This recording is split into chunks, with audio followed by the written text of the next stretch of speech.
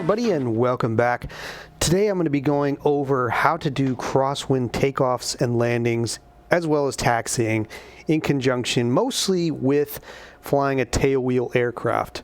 Tailwheel being when I'm referring to aircraft with two main front wheels and one small tail wheel, as opposed to a tricycle geared aircraft that has one nose gear and then two main gears that are behind the center of gravity. Tailwheel aircraft are especially difficult to maneuver on the ground and in crosswind situations. So if you don't know how to do it, it can be very, very confusing and frustrating. And even if you do know how to do it, it can be very, very confusing and frustrating and lead to a lot of just anxiety. This, once again, is not flight training. If you want to get a tailwheel endorsement in real life, do that with a licensed flight instructor. This is solely for flight simming. So what I would recommend you do, if possible, and if you have the resources to do so, is invest in an actual physical yoke to control the aircraft flight controls with, as well as a physical rudder to control the rudders of the aircraft. And the reason being that it gives you a much better feel for all the controls. If all you have is access to like some kind of joystick and you're trying to manipulate the rudders using, I don't know, your wrist or something, that can be very, very difficult. And with tailwheel aircraft especially, you have to use your rudders a lot. If you're going to do it correctly, you have to use your rudders a lot. Using your wrist on a little joystick, it may not be that easy. And it's definitely not building good muscle memory if you're planning on flying in real life at any point in time. All right, so just to get a gauge of where the yoke should be, where the controls should be while you're taxiing any aircraft, but predominantly tailwheel aircraft in any kind of wind, especially in very high winds, I created this sort of panel. Top left you can see is the control position in the cockpit. Top right is the wind direction, which in this case is straight down the nose at 12 o'clock. And then in the middle you have the control surfaces that you can see. In this case the elevator is all the way up, keeping the tail down on the ground and full control authority of the tail wheel. A lot of tailwheel aircraft are connected to the tail. I mean, the actual tail wheel is connected to the rudder, so you can control and you need to control that tail wheel in order to be able to steer the aircraft. Moving on to a headwind coming from the right, what you're going to want to do is turn into the wind and pull back. So you want to climb into the wind. The reason why we do that is to keep this right upwind wing down and keep it from flipping the aircraft. Moving to a quartering tailwind, now you want to keep this right upwind wing down, so you're still turning, well, you're turning the opposite direction now. You're going away, as you can see by the yoke. So you're turning away from the wind, but you're not actually diving or climbing. The elevator is in a neutral position. So you're going away from the wind and you want to climb into the wind. So if the wind is in your face like that, you're going to climb into the wind. If it's away from you, you're going to turn away. Moving to a quartering tailwind from the left, as you can see, we are now turning to the right away from the wind with neutral elevator to make sure that this upwind wing stays down. Then going to a left headwind, you are now once again climbing and turning into the wind. So you can see the elevator is now up, keeping the tail wheel down, and this aileron here on the left upwind wing is also up to keep this wing down. Another interesting thing about windsocks is you can not only tell the direction, but you can tell the speed at which the wind is traveling.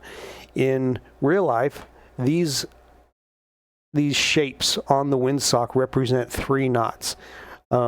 most everything that we do in aviation is in knots. Some of the older aircraft have mile-per-hour airspeed indicators, but most everything is in knots. So as you can see, the top line is 3-knot increments, and with every single little part of this windsock going up, with, you know, these sections, these red and white sections, with each one going up, you have 3 knots increase. So this one is 3, this one is 6 because it's got 2, this one being 3 of these sections is 9, and then this one being 4 is 12, and 15 plus knots is a straight out, just completely straight windsock like that. Now in the game, I just realized when I was making this video that it's actually not modeled correctly. This is 0 knots, and then if you increase this up to, say, 3 knots, that might be accurate, but then you increase it to 6 knots, and this second section has not come up. You increase it up to, you know, like 10 knots or 9 knots, and it's still just on the first section. And in fact, you could increase this, you know, this right here is 15 knots where it should be straight out, and it's not. You could increase this windsock all the way up to like 35 knots before it gets all the way straight out. And even at 35 knots, it's still waggling a bit down here at the bottom and not completely horizontal. So it's a bit of a... I didn't even realize this until I started prepping for this video, and then I realized it's not actually modeled correctly. But in real life, you can tell the velocity of the wind based off of how many sections of the windsock are up and not, as well as the direction. So here I am out at the plane, and what I want to talk about is the importance, the absolute vital importance, especially when it comes to a tailwheel aircraft. This also applies to tricycle gear aircraft, but especially for tailwheel aircraft, absolute imperative of keeping the longitudinal axis of the aircraft in line with the runway on takeoff and especially on landing. And the reason why that's so important in a tailwheel aircraft is because there's the potential for what's called a ground loop. And a ground loop is where your tail in a tailwheel aircraft wants to be in front of you. So in a tailwheel aircraft, your center of gravity is actually behind your main 2 wheels. It's behind it.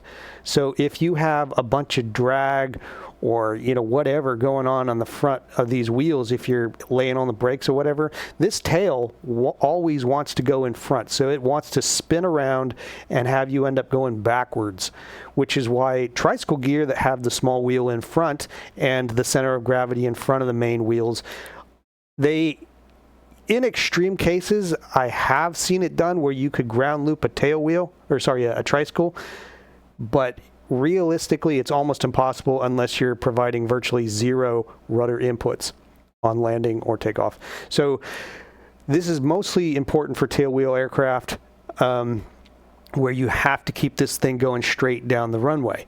And that's because the weight back here always wants to be in front of you, okay?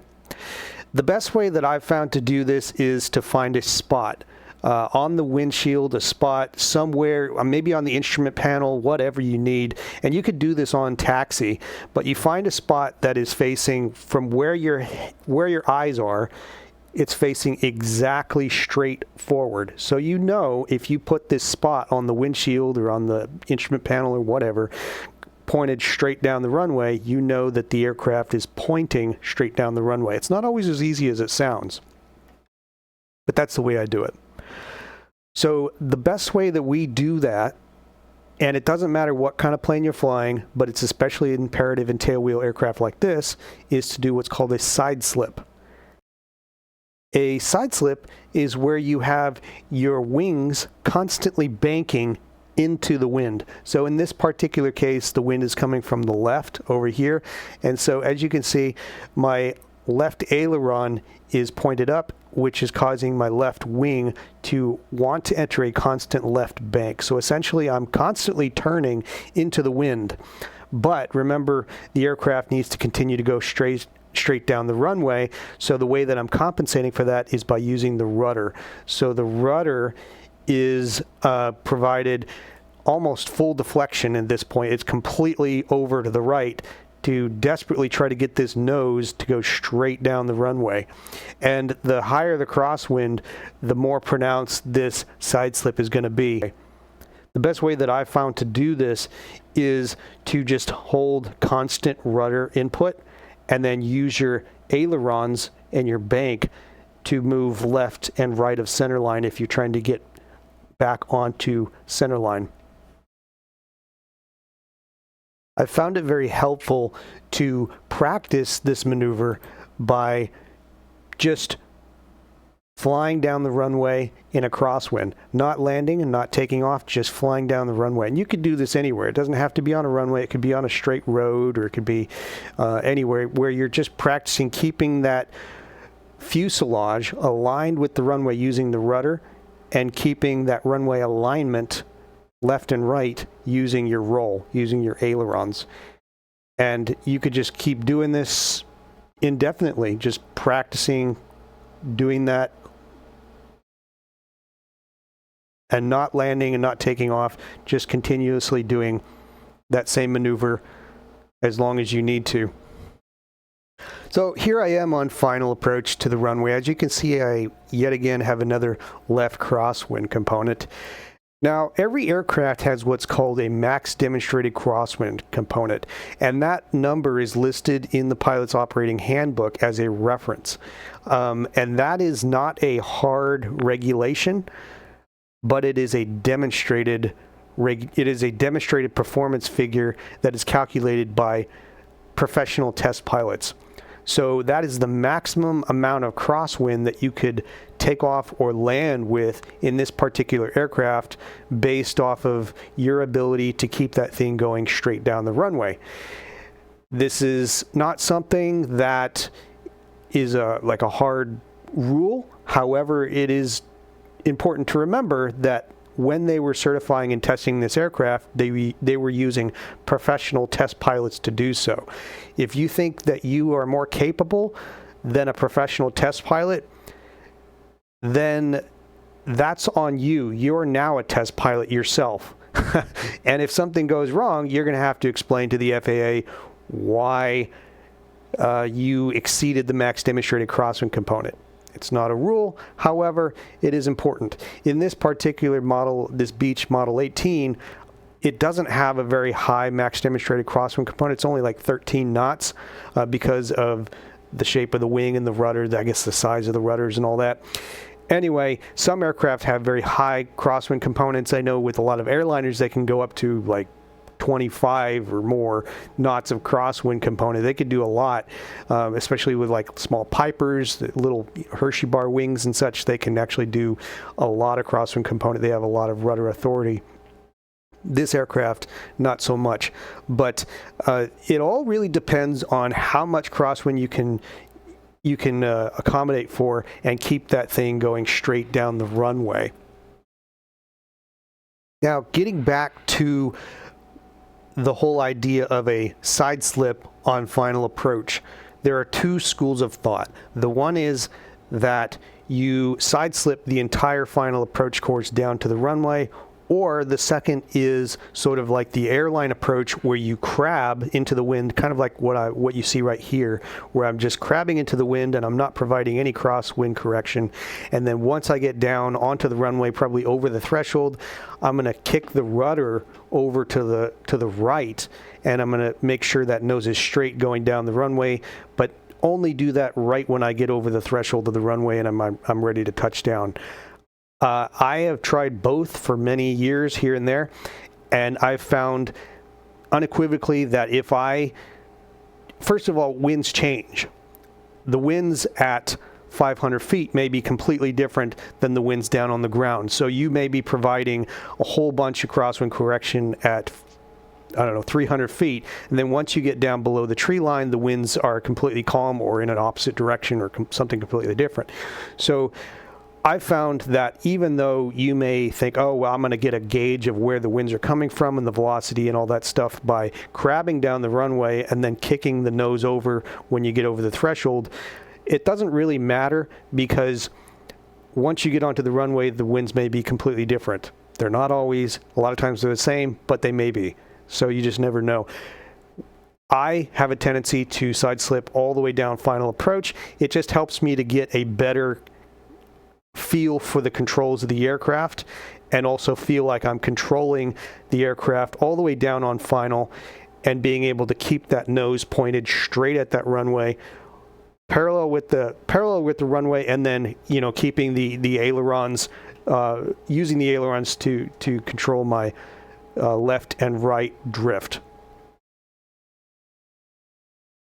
Okay, so I'm going to now unpause this, and as you can see, the wind's coming from the left, and I'm going to kick the nose to the right to get this thing lined up with the runway. This right here is my nose, so I know that if this right hand side of the attitude indicator is facing down the runway, then the airplane is facing down the runway, and I'm going to use my aileron here, left and right, to control my left to right drift over the runway. So my upwind wheel, which is my left wheel at the moment, should touch down first, and it should be slightly low. Okay, so here I come over the threshold, and I'm going to start to reduce power, increase back, trim, and pressure until I'm back to idle.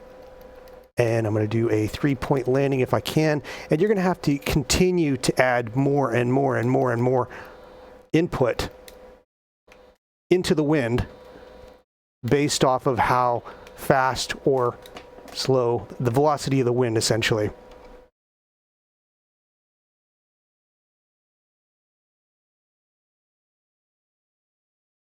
So as you can see now, my controls are all the way back and all the way into the wind.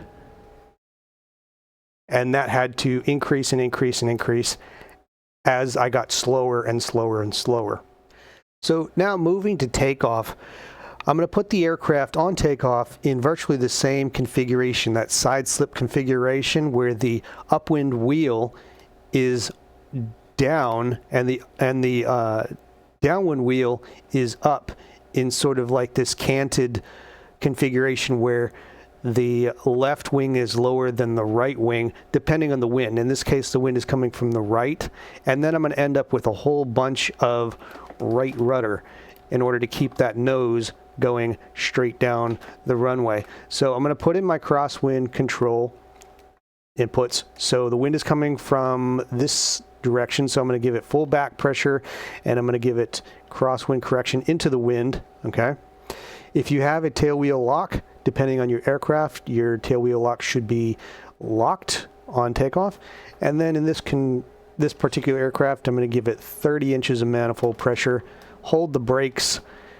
Everything in the engines looks good. Engines are rising equally. I'm going to release the brakes, give it neutral elevator pressure, and start giving it right rudder to keep it going straight down the runway.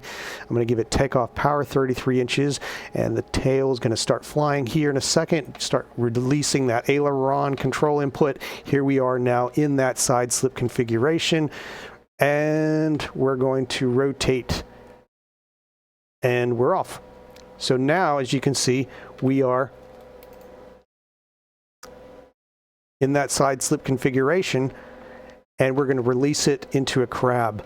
Okay, so now we're just crabbing to maintain center line. Anyway, I hope this was a great video and it was informative. Hopefully it helps somebody out there with their simming, and I'll see you on the next one. See ya.